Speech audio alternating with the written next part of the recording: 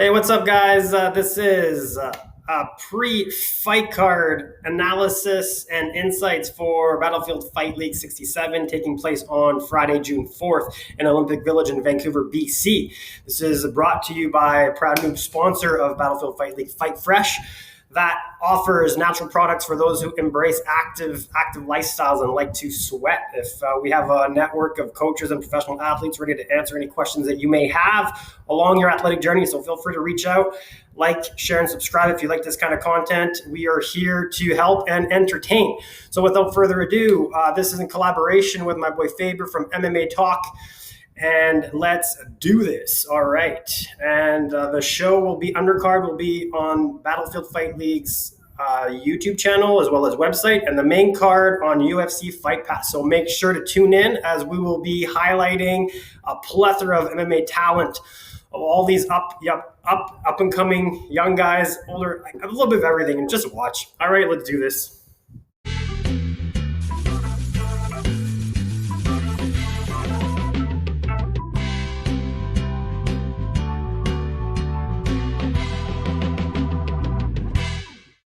What up, what up? How we doing? This is Dave Showtime Perron with my boy Faber from back east. And we're going to do a pre-BFL show coming up on June 4th. Huge, the most stacked card in Canadian MMA history. So we're going to do a little tag team here so we can get to know the fighters a little bit. Before hype up the card, we're going to go over it really quick from bottom to top. And then I can share what I know about some guys out here, and he knows a lot about everybody. So we're going to try and cover everything to share Canadian MMA with our fans. How you doing, boy? Faber, how's it going, my friend? Man, I'm so hyped for this card, man. I'm like, really, it's one of the first time I've been that hyped for a card that's so far away from where I am. But like, the event is amazing. The matchups are great. We're getting to see some of the best prospects in Canada, from east, from west, from the middle, from absolutely everywhere. It's going to be an amazing night, man. I can't wait to talk about these fights with you, man. I'm so happy to be here. Awesome, man. It's been a while. Yeah, it's always a pleasure. You hit me up weeks ago. You're like, holy crap, this card is so stacked, to be honest. Yeah. I usually wait till fight week. We got the interviews with the guys, all the fighters tomorrow. So the week of is when I get all the information. I get super hyped, and once I'm there, 5 hours goes by like that. So now's the time. It's already less than a week out. Today is Sunday, and the fight is actually on Friday. So It's going to happen pretty quick. And a lot of these guys you're pumped about, that you know a lot about all the fighters. So that's why I wanted to touch base, and then we can kind of share our intel and make sure everybody's watching it, because it is. The more I look at it, the more stoked I am. So let's. Man, it's incredible, man, for real. Let's jump in. So let's start from the bottom, from the top. And then we got Maria Demess versus Jacky Mclean. So these two girls fought a few cards back. So it's actually a rematch. It was a really close call. I believe Maria's local here. She fights at Franco's. And then her opponent was brought out. She was from somewhere else. But they're running it back, so that should be pretty interesting. So that's the first one on the card. So just to let you know, I just found out yesterday. So it's going to be the undercard is going to be streamed on the YouTube and the website, and then the main card, I believe it's at 7 or 7:30, is going to be on UFC Fight Pass. So that's kind of how it's going to play out. So it's going to go pretty quick. Who knows? Last time we had 8 fights, 95% of them were finishes. So it was pretty quick. But now it's going to be a different little model. So you guys can see the YouTube channel, and the website will be the undercard, and then the main card will be on UFC Fight Pass. So let's keep going up here, the card here. So other than that, we got Bryce Dejan, who trains out here at Vancouver TriStar, against Stu DeLerme. This is kind of interesting because these are kind of OGs. These guys fought a lot in old school Battlefield, years ago. I mean, Bryce has been active, and Stu's been kind of out of the game for a long time. He's a high-level black belt grappler at PTT, believe Cologne or somewhere out there, but he's actually really, really good grappler. And then Bryce likes to strike. So that's kind of bringing the two old schools back together on Fight Pass. That's a pretty banging matchup. And then those guys, I think you said you've probably seen Bryce fight before. Yeah. I saw Bryce fight. I don't even remember which card, but it was his win, his pro win. And I thought he looked pretty good. I know he trains at TriStar Vancouver. I think he came to Montreal a couple of times. He I has, believe, yeah, to train with the guys at TriStar. I heard good things from him from the guys out here. So I'm pretty pumped for that fight, especially if you're telling me that the other guy's a black belt and they're gonna grapple and stuff. That's my type of stuff. That's what I want to see, man. Yeah, no, he's he likes Bryce likes to throw hands, and then Stu's a very high level grappler. I know I've actually personally grappled with him like tournament like years and years ago, and back then he was like a 4-stripe brown belt, and that was probably 5 years ago. So I know he's really good. I know he hasn't translated as well into MMA. So Bryce is going to look to strike. Stu's going to try and take him down, and then it's exciting to see what's going to happen. And I just remembered as we get to the co-main event there, Dejan Kajic, we had a test event maybe like a year ago or like right in the middle of the pandemic to see how we could run a show without any fans. And it was just grappling only. And actually Bryce was grappling Dejan, which was a pretty good matchup. Dejan ended up winning with a pretty sweet submission. And now I saw one of Dejan's interview recently, and now they actually train together. So what's cool about Vancouver, there's so much cross-training, all these gyms, there's a lot of cross-training going on. So that's kind of why I've trained with most of these guys back in the day when I wasn't so lazy. But anyways, so that's kind of the update on these guys. High level grappler versus a gamer. So that should be a really good one. And that brings us to Jonny Nguyen. I got to learn how to say that properly. And then Mike McCallum. Yep. Mike McCallum, he's pretty good. He's an exciting grappler. If you look at his wins, there's an armbar, a heel hook. He likes to grapple. He lost a really close decision to Michael Imperato, who's a really high-level bantamweight fighter and featherweight fighter too in Canada. He does both weight class, and I think he was like 7-3, 7-4 when he fought McCallum, who was only 3-1, and it was really back and forth competitive, good grappling matchup. Imperato won the decision, but it was one of the better fights of the year, really. So McCallum really looking to bring an exciting submission grappling game to the table. I believe he's gonna try to finish this fight by submission because it's pretty much his bread and butter, and he goes for everything. Goes for the arms, goes for the legs, goes for the chokes. He's exciting. He's trying to sweep when he's under. He's got an active guard. It's going to be a good matchup, I believe. I don't really know much about John Nguyen. I'm trying to pull up his record at the moment just to see if I ever saw him fight. But no, I never saw him fight. He fought for Rise FC and Havoc, so I didn't get to see this. Yeah. He is low. I've seen his name before. I know I've probably seen him fighting the kid. Let me just bring him up here just to make sure. But yeah, I know he's local. I didn't know about Mike, so that's pretty cool. That's some good information to know. I'm going to be chatting with these guys tomorrow, learn a little bit about them, their schooling, and that I kind of dive in deep and make sure I know everything there is to know. But nothing better than just hearing it right from you, my man. That was a lot of good information. Okay, so let's see, Jonny. Yeah. Oh, okay, cool. Yeah. So he fought. He was 2-0, and then he got a title shot for Rise FC against Radley De Silva, who's a crazy capoeira local. And this guy is like just insane talent. I don't know if you've seen that capoeira kick that was viral with like yeah. So that's the family, right? These guys are all the capoeira guys from out here. Marcos Aurelio, all these boys, and Radley is like one of the young brothers who's just got unbelievably like raw talent. And then I guess they both had the opportunity to fight for the belt, and that's where Jonny lost it to Radley. But Radley is extremely high level. You guys are going to be hearing more about him. But let's for the purpose of this, let's just stick to this card here. So Jonny's local. He's good. His last had a title shot, so he's obviously looking to bounce back. And you're saying this guy's a grappler, so let's see what happens on Friday there. And then next one is Johnny Broad, the young blood versus Dylan. I'm not too familiar with who Dylan is yet, but I did see some of the videos. If you guys follow Battlefield on Instagram, they're putting a lot of little promos. It's kind of cool, giving us some insights. Guys talking a little bit trash. What do you think about your opponent? All that good stuff. Johnny, I know this kid personally. He's a highlight reel. He's like I call him the mini GSP, man. The kid's baby face, and he's a karate background. He's done karate his whole life. He's been training since he could walk, basically. And his last fight was like a highlight reel spinning heel kick, and the opponent got switched on like 2 days notice. So like some crazy stuff. So this guy's been really, really excited to make his pro debut. So he's fighting a guy also, I guess they're both making their pro debut. So I know Johnny well, and then I guess we'll find out about Dylan. Did you know anything about him? Not really, but if Tapology is right, he's from CMAC, the gym, the Lee Main gym. Right, Okay, right. it's Cool. a pretty good gym from Alberta and Lethbridge, and they always like bring guys that they got good talent and guys that just bring it. They always bring the fight. It's not the type of gym where they really go for decisions in there. If you look at Lee Main, what he's been doing, like the fight with, we're gonna talk about Caio later. Yeah. We actually met him for the first time. Me personally, we saw him in the BFL cage for the first time.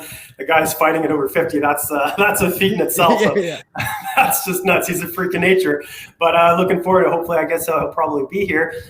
Next, we got a couple pro debuts here. We got Nicolas Ouellet. This guy is a legit, pretty sure he was the champ as amateur. He's a legit grappler. This guy had some nasty submissions against some really, really, really good guys. So he impressed me a lot in his amateur debut. So it'll be interesting to make him do his pro debut switch against Kevin Popovic. Not sure. You know who that is? I know him really well. Actually, he fought Nice. pro once. He's 0-1 as a pro. He's going to be his second pro fight. His first pro fight was at BTC, and it was against Sidey, who's also on that card. He's fighting perfect. And Awesome. that fight was crazy, man. So Kevin, he's a amateur double champ for Fight Quest in Quebec. He was, I believe, the 155 and 170 champ. But he's bringing just a crazy style. He's long, really long for his weight class. He's kind of tall. So he's going to want to go forward and put some volume on his opponent.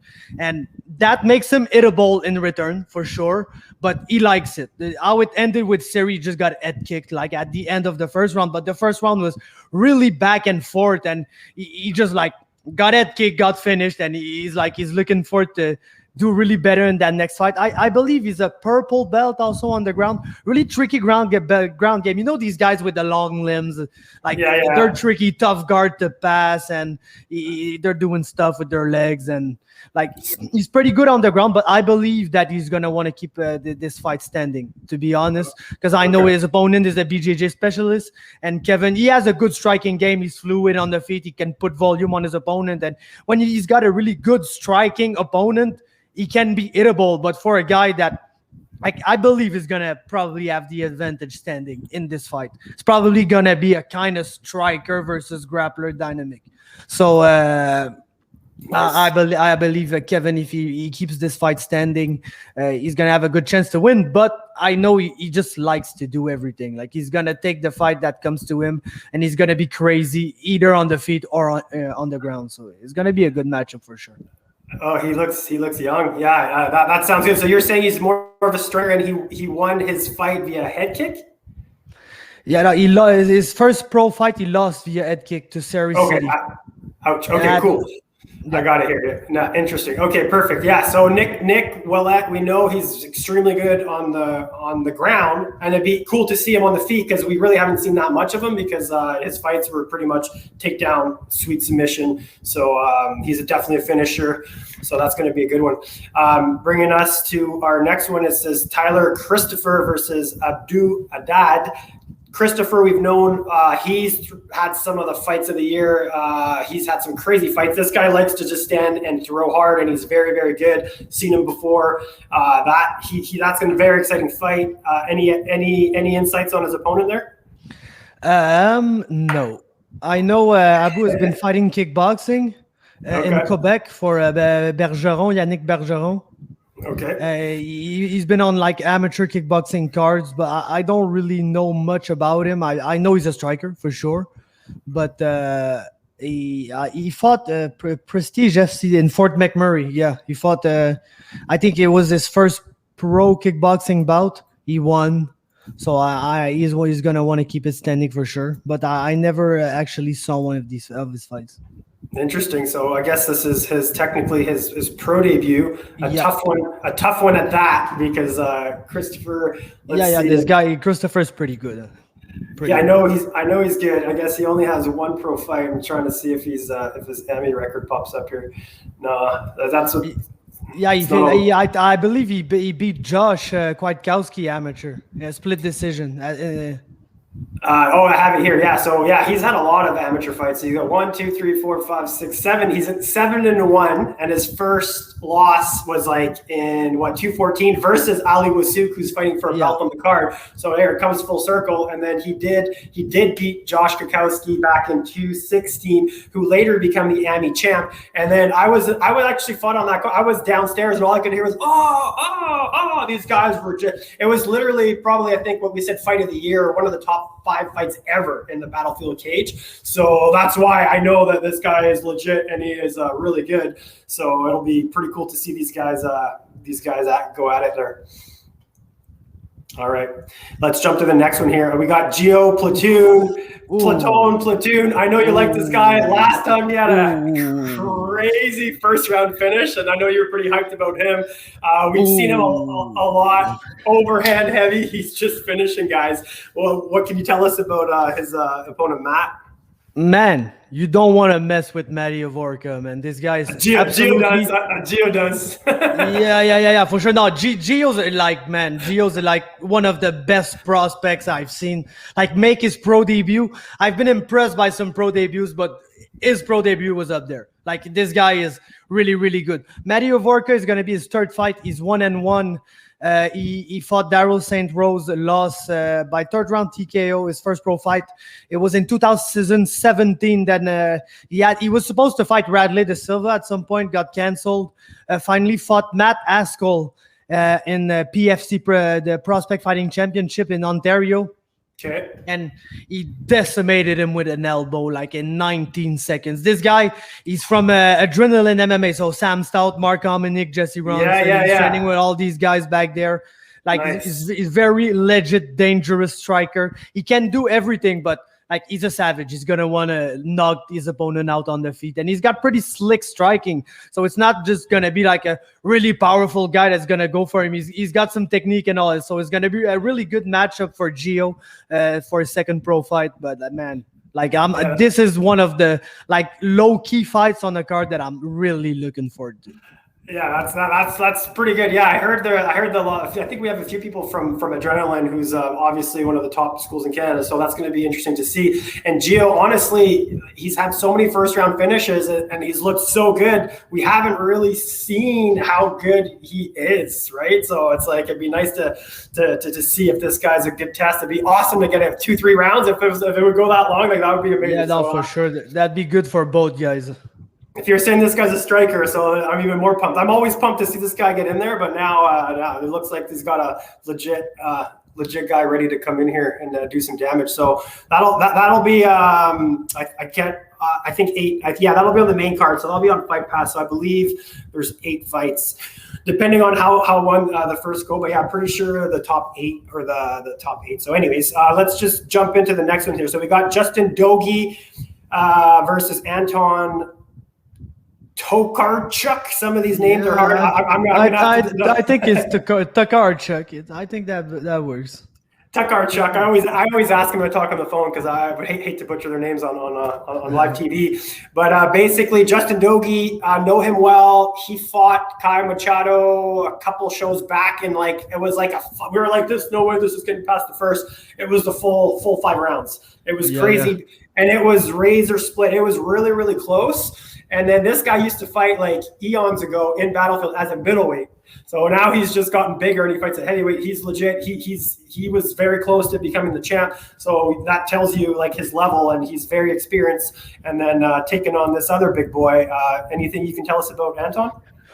Yeah, basically he's been having a rough time lately. Like to be honest, he started his career pretty good. He was 3-0, then had a draw, then fought Todd Stout, and he lost because that's what you do when you fight Todd Stout. Then beat Josh Hines, and then like he fought Nick Campbell, Neil Berry back to back, and he lost. Nick Campbell, Neil Berry, they're both good guys, but like with 9-9 records, 9-8, like real good experience, but 500 level fighters. And like he lost his last fight in the first round by a submission. He got knocked out by Todd Stout. He's gonna bring it for sure. I don't know where he's at because it's been like 2 years since we didn't see him, and before that it was 2016 the last time we saw him. So basically, since 2016, he fought once and lost by first round submission. So it's really tough to have a good read on him because he started his career so well and he showed us like real like good momentum, and it kind of fiddled out for him a little bit lately. So surely he still got the skills to pick that back up. But like it's gonna be interesting to see because I don't really know what to expect like from that fight, to be honest. Yeah, no, it makes sense. You never know, guys. With big layoffs, a lot of people are coming from a lot of layoffs just from COVID alone. So I don't know if it's COVID related or not. But yeah, 219, that's a couple years. That weight class, you know, we always say anything can happen. So that'll be that should be some fireworks. That's a really good matchup. Taking us to the next one, we got Ivan Hryschuk. I'm still trying to pronounce his name is better. I think that was pretty good. I think he would be happy with that. Sure. And then he is a legit killer. He's a Taekwondo, like multiple belts. He's been doing some crazy Taekwondo kickboxing for like since forever, decades.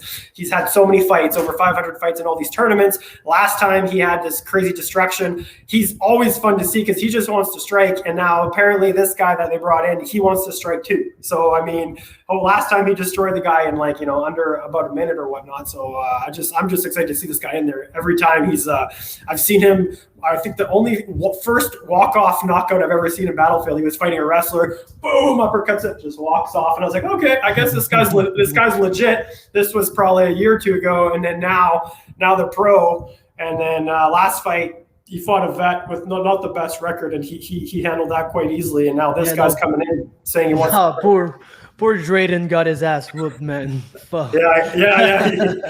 That was probably the biggest mismatch on the card. But this one hopefully is it lasts a bit longer because I'd like to see how he does off of his back. And then let's jump ahead here to the top 4 fights here because we got lots to talk about. Just quickly on Gordon Cunningham, What do you got? It's sad because I can't really do him justice because I was supposed to see him fight once. How many fights has he had? He's had like there's 3 recorded amateur fights, but I believe he's had more than that. Okay. Like it's not because in Quebec we can't have like I know BFL they had their amateurs and then they had pro fights later on in the card. Like we can't have that here in Quebec. Like the commission is not allowing it. So it's not every amateur show that are recorded on like topology and stuff. So it's tough to really know the people's amateur record. But I believe he's undefeated from what I've seen. And like the card that I was supposed to see him, I had a BJJ match on the card. And it was like my match was close to his fight. So I didn't get to see his fight because I had to do my stuff before I roll. But I know he defeated Louis-Philippe Caron, who was an amateur champion here at the middleweight. He's a guy from Adrenaline too, or I don't know if he's always there, but I know he cross trains there if he's not always there. I saw him back in the locker room. He's a big guy. He's gonna fill his middleweight frame pretty good. So like he's a good prospect that's making the pro turn now from the east side of Canada. So I'm looking forward because Ivan, man, like I said, the things that happened in his first fight, man, it was beautiful, but not for Drayton Angus.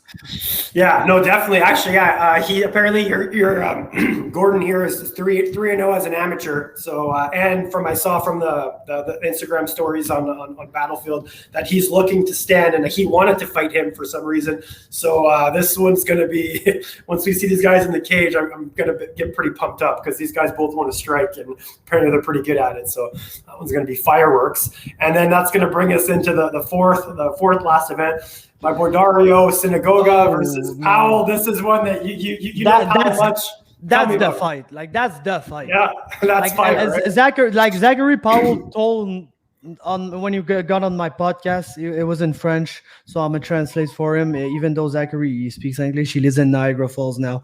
But he told me basically that this is basically the title fight.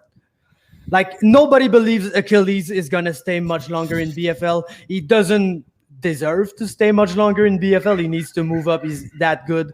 And like Powell told me that whoever wins this fight, who matter he faces next for the belt is not gonna be better than Zachary Powell or Dario Sinagoga. Even if he has a better record than him, more fights than him, they're not gonna be better because these guys are two of the best prospects in Canada.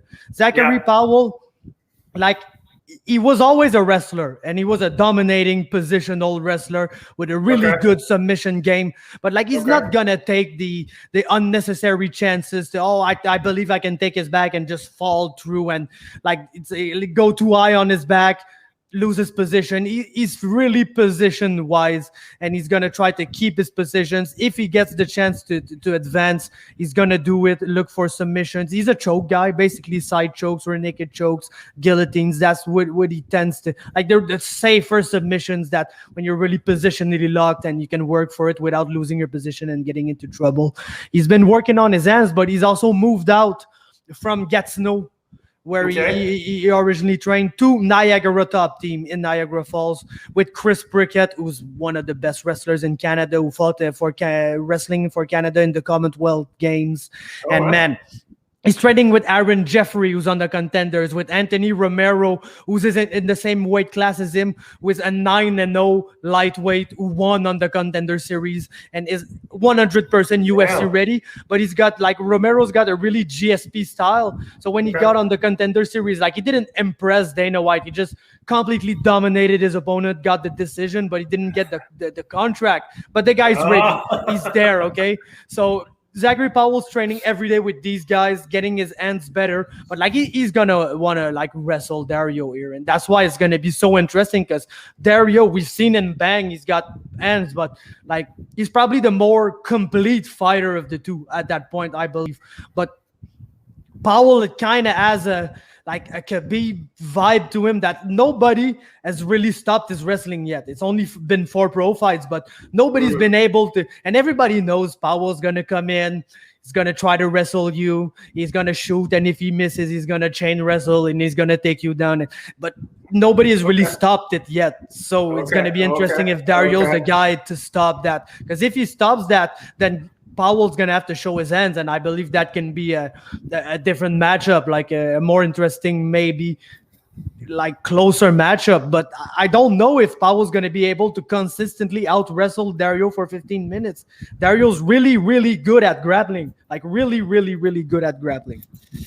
Yeah, well, I mean, last time we saw he fought the guy with like a lot of experience, and he did take him down, and he managed to get up and kind of do his thing. So that was pretty impressive, because he was an underdog in that fight, and he obviously passed that with flying colors. And then so this guy has a really good record. So you're saying, is his nickname Pow Pow? Is that him? Yeah.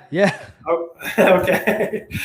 So yeah, 4-0. So you're saying, so did he win? If he's grappling guys, is it all decisions? Decision. No, he won his 2 first fights by submission, and then when he moved up in competition, he had some decisions. And he's had a lot of amateur fights. 1, 2, 3, 4, 5, 6, 7, 8, 9. He's got like extensive amateur record. He was more than ready to turn pro. That's why when he turned pro, like the first 2 guys, he defeated him that pretty quickly, because it was both pro debuts or early career for both these guys. And Powell had so much amateur record, and he's had amateur losses too that like built his character and turned him into like a fighter. You need to lose at some point, like. So yeah, well, you don't need to, but it definitely.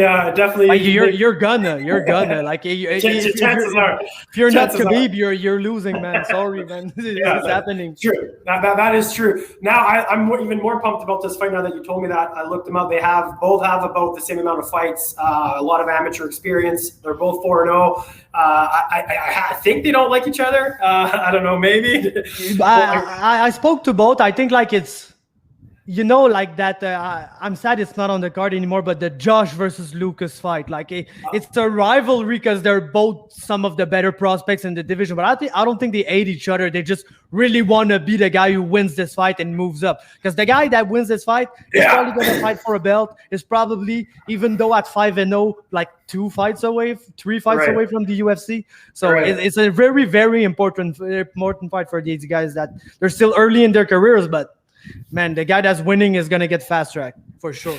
Yeah, no, definitely. It's kind of like when Khabib had the belt and he was kind of retired, and then when McGregor fought Poirier, everybody thought it should have been for the belt. Now it's like feels like something's in the work with Achilles, or maybe an announcement. I don't know, but I mean, he's definitely on that track. There's a high probability. So then these are both number one. So if it wasn't 6 months, maybe it could be for the belt, but definitely number one contender spot without a doubt. And then that's gonna be a heck of a fight. So that one, and then to bring us to the last three, we got Ali Wasuk, which we saw last time. He had a beautiful submission. You're a Jits guy. You probably like that too. That's one of my favorite moves. Super slick, trying from the back against a really good guy. So that was extremely impressive. Deserved a title shot. And he's fighting the guy you talked about earlier. So why don't you tell us a bit more about him? How do you pronounce his name first off? Man, it's a tough one, but I believe it's Serihy. Serihy. Okay, yeah, I'll ask him tomorrow. But yeah, it's always good to know. Serihy. Yeah, and you've seen him fight before, and he's the guy who head kicked the other guy. Exactly, he head kicked Kevin Bastion, and what's like cool is that Ontario, but like not all of Ontario, but I'd say Southwest Ontario, like the region from Windsor to Toronto, going by Hamilton, and all, they're really starting to cross-train a lot, like you guys have been doing in BC for a while. And Serihy, who's another adrenaline guy, has been coming a lot to Niagara Top Team for this camp and has been training a lot with Kevin, who fought him in his first pro fight. So they've been training a lot together. Serihy is, I'd say at that point, he's an all-rounder. Like, the guy can strike really well. He can grapple really well. But when he fought Matteo Vogel, he got out-grappled because the guy was a specialist in grappling. But it was a really good back-and-forth fight, one of the best prospect fights we had in years in Canada. So, like, Vogel is already fighting for CFFC and pretty much on his way to bigger things. So I believe City is probably not the favorite in this fight, but a very live underdog. Like, I would not bet against him. Well, that's a pretty cool matchup too. They're both 4-1, 4-1. Yep. We got 4-0 versus 4-0, 4-1 versus 4-1 for the belt. Wow, that's exciting. Well, cool. Well, looking forward to meeting him. A lot of there you go. Is that the third adrenaline guy? So there's going to be a lot of adrenaline guys in the house. So that's really cool that we're bringing a lot of people from out east. So that's a lot right there. And then bring us to the final two fights here, which we got our current champ, Dan Kajic, multiple division, 85, 175. This one, I believe, is for the 170. And we've seen him the last 3-4 fights. He's won in dominant fashion and finishes. He used to be a little bit more tentative, and something happened a couple years back, and now he's just like he takes the time to analyze people, and then he finds a hole, and he's really good at capitalizing and finish it. He's got a lot of experience. He's really good. I mean, his highlight reels kind of speaks for itself. And then we saw Kyran come in here last time as an underdog, kind of, with a good record against Keenan, who was a big prospect. He was a champ as amateur, and I think he was a bit overconfident because he thought he was gonna have his way with this guy, and then Kyran pulls off a pretty sweet heel hook in the very first round. So he welcome to the BFL, and just like that, it gives him a title shot. So that's pretty big opportunity for Kyran. So that's pretty exciting. Be cool. I haven't seen his previous fight. I saw the one last time, and he impressed me with the heel hook. I love that move. And then we'll see where this goes, because Dan likes to strike, but he has very underrated grappling as well. Have you seen any previous fights from Cameron? Yeah, no, for sure. He's one of my top prospects in Canada, but like, this is going to be a huge fight for him, because for sure he's going to want to grapple Dejan. His striking is getting way better. I believe he's still training with Lyndon Whitlock and the guys that were Parabellum. I think now they switched the gym because I think it closed down to the pandemic. So I think now Lyndon Whitlock's gym is Aegis MMA or something like that. But I know he comes a lot to Niagara Top Team. So he's trained a lot with Powell, with Kevin Bastion, and he for sure he's going to want to grapple Dejan, because I don't think he's got enough experience standing to really compete in a 5-round fight with Dejan Kajic. So for sure, he's going to want to grapple him. And as we've seen when he's grappling, like he's got a Darce choke finish. He's got heel hook finishes. He's TKO'd guys on the ground too, just getting into good position. And he's a big muscular guy. He's really strong, really physical. And he can just bully guys on the ground and TKO them too. So he's got a good submission game, but he can use his fist to good ground and pound. So he's really going to want to push that grappling game against Dejan, I believe, because Dejan is probably one of the better strikers in Canada. I think it's fair to say. Oh, so, for sure, yeah. His striking is really good, but that's the thing is his grappling is also really good. You just don't see it. You don't use it. I call it anti-jiu-jitsu. I've trained with him before. I've fought. I went 3 rounds with him before, and I wanted to take him down too. And I think I only got 1 takedown, and he's extremely good at just getting back up to his feet. So if that's hopefully if that's all he's trying to do, I mean that's a tall order because he's very slippery and he's very good at not letting you implement your game plan and being taken down. He's very good at getting up. So hopefully he's got something for him on the feet.